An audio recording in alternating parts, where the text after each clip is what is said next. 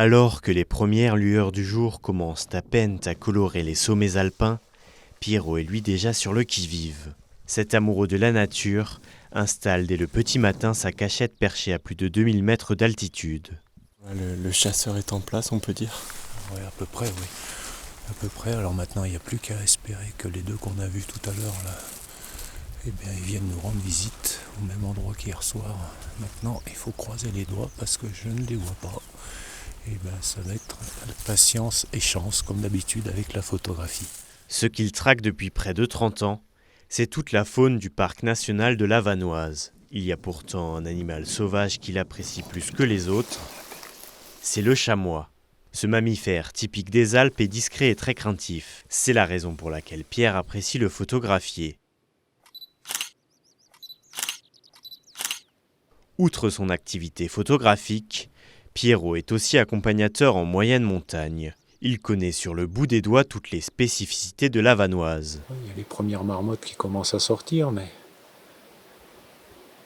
on devrait bientôt entendre roucouler aussi les coqs de bruyère. Là, c'est pile leur altitude.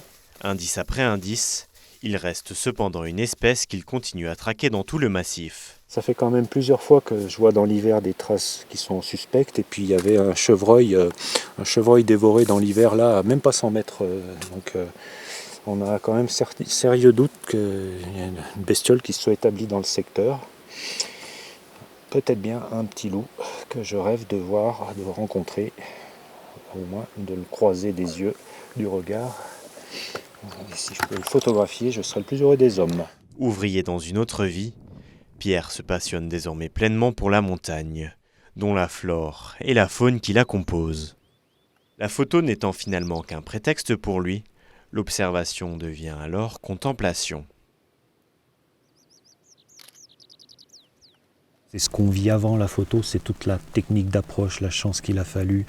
C'est ça qui est riche, qui est fort en émotion. Et puis des fois, quand tu as le souci de faire ta belle photo, et c'est vraiment pas souvent, hélas, mais c'est tout ce qu'on vit avant, tout ce qu'on a préparé, tout ce qu'on a attendu.